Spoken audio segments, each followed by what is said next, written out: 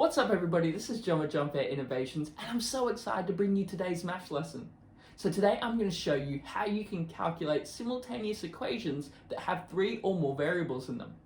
Now before I get into the video, if you enjoy it, do make sure you hit that thumbs up button, leave a comment on maybe another maths topic you'd like me to tackle, and if you really enjoy the video, do make sure you hit that subscribe button so you can stay up to date with all the videos as they come out.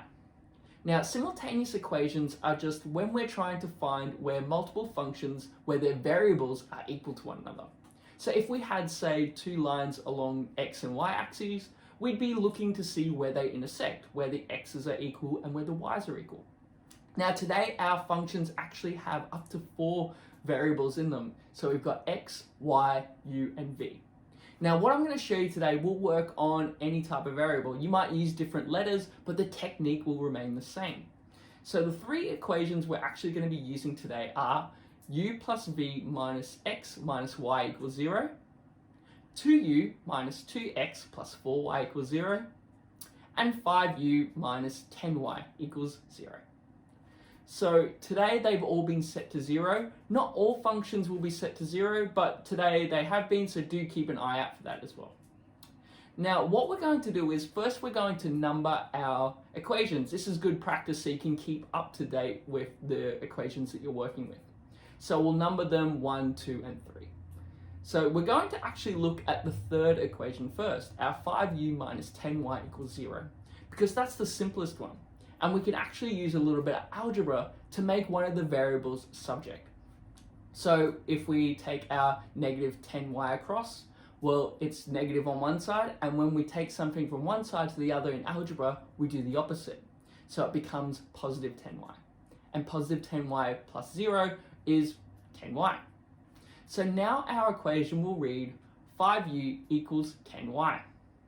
And if we take the 5 across from one side to the other, we can see that it's multiplying our u, so on the other side it will divide. So now our equation will read u equals 10 divided by 5 all multiplied by y. And 10 divided by 5 will give me 2. So now we have a function where u is the subject. U equals 2y. So this is now giving us seeing a relationship between y and u. So what we can do is, when we look at y is a variable and it can be any possible number. It's just undefined. So rather than using y, let's change it to alpha. And we'll say that alpha is any real number. So this can be a negative number, it can be a positive number, it can be a fraction, it can be a decimal, it doesn't matter. It's just any real number in mathematics.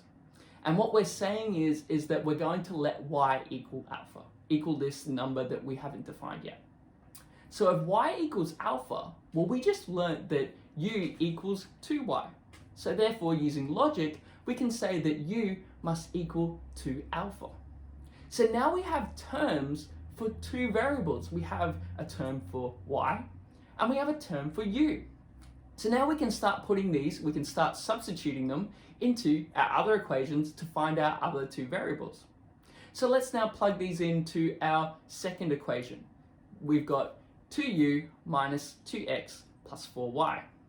Well, we just learnt that y was alpha and that u was 2 alpha. So we can plug these into our equations. And our equation now will read 2 times 2 alpha, because remember it's 2u, so it's 2 times u, so it becomes 2 times 2 alpha, minus 2x, because we haven't changed that one, plus 4 times alpha, because we have 4y. So remember y equaled alpha, so 4 times alpha. And then if we go 2 times 2 alpha, that's going to give us 4 alpha, and 4 times 1 alpha will also give us 4 alpha. So now our equation will read 4 alpha minus 2x plus 4 alpha equals 0. And we can join the 2 alphas together because they both have the same terms. So 4 alpha plus 4 alpha would give us 8 alpha. So now we have an equation that reads minus 2x plus 8 alpha equals 0. And now all we have to do is we have to isolate x and get it in terms of alpha. So again, we're making x the subject in order to have it as a function in terms of alpha, just like our u and just like our y. So what we're going to do is we're going to take the negative 2x across to the other side, And remember, if it's negative on one side, it becomes positive. It does the opposite. So plus 2x. So now we're going to have an equation that reads 8 alpha equals 2x. And then all we have to do now is take our 2, because we want to get the x on its own. And remember, this is 2 multiplied by x. So now it's going to read 8 divided by 2, all multiplied by alpha, equals x. And 8 divided by 2 will give me 4. So now we have an equation in terms of x. We have x equals 4 alpha. So now we have 3 of our variables in terms of alpha. So now we can use these 3 variables to solve our remaining one, which was v. So our first equation has u plus v minus x minus y equals 0.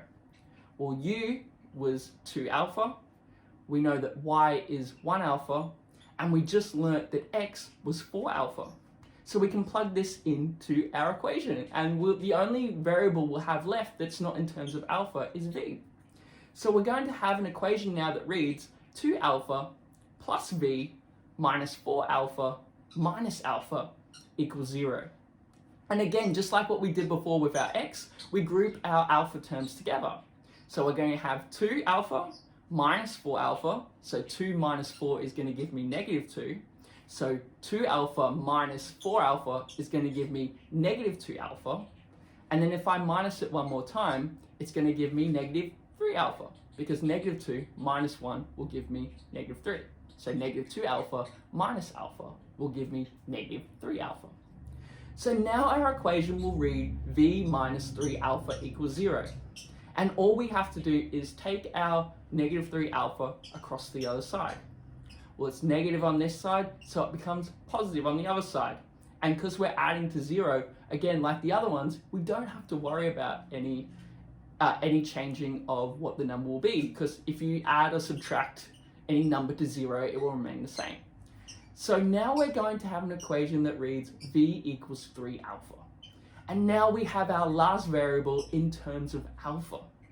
So what we've actually worked out is we've worked out a factor that we can multiply our variables by, and it will always satisfy our equation. So our values are u equals 2 alpha, v equals 3 alpha, x equals 4 alpha, and y equals 1 alpha. And whatever we make alpha, because remember alpha is just a real number that we're multiplying all our variables by, is as long as we keep this ratio, we'll always get our satisfactory answers for our equation. Because equations like this can have an infinite amount of solutions, not just one. So when you looked at it originally, you might have thought, oh, well, I could put 0 into all of them and that could give me the answer. And that's just one possible solution. So let's put alpha as alpha equaling 2. We'll show you what I'm talking about. So let alpha equal 2. Well, if alpha equals 2, then u becomes 2 times 2, because remember it equaled 2 alpha. So u will now be represented as 4. V was 3 times alpha, so now that's going to represent 6, because it's 3 times 2. X will represent 8, because we had 4 alpha, and 4 times 2 will give us 8. And lastly, y was just equal to 1 alpha. So if we're saying that 1 alpha is worth 2, then y is going to also equal 2. So now we can plug these into our equations, and if they're right, then they'll all give us the value of 0, because that was what all our equations were equal to. So let's have a look, shall we? So our first one was u plus v minus x minus y equals 0. Well, u equals 2, v equals 6, x equals 8, and y equals 2. So now our equation is going to read 4 plus 6 minus 8 minus 2. Well, 4 plus 6 will give me 10, minus 8 will give me 2, and then minus another 2 will give me 0. So that one's correct, so it satisfies our equation.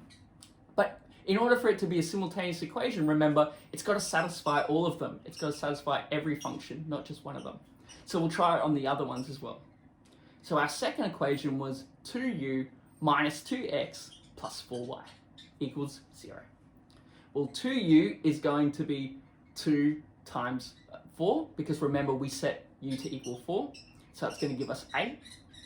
Our x was set to 8 because it was already at 4 and we multiplied it by 2.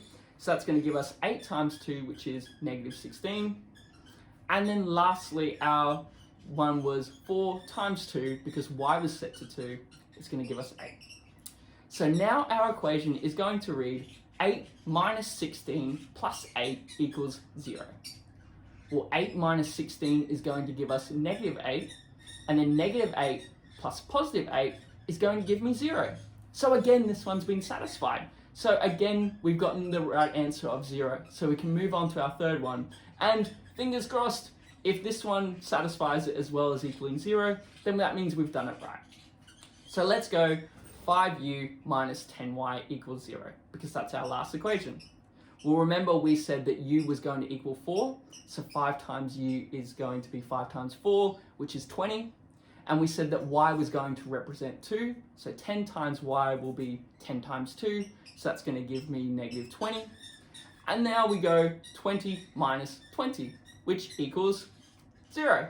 So we've done it right. We've shown that as long as we have this ratio of u being a value of 2, v being a value of 3, x being a value of 4, and y being a value of 1, as long as I keep this ratio of 2 is to 3 is to 4 is to 1, I can multiply it by any factor that I deem to be alpha, and I'm still going to have an answer that's going to satisfy these equations.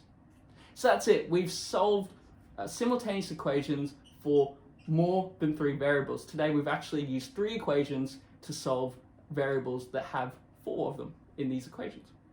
Well, thank you so much for watching. Hopefully you enjoyed that. Hopefully now you'll be able to tackle some simultaneous equation problems like this one as well. But always stay safe, be kind to one another, and I'll see you next time.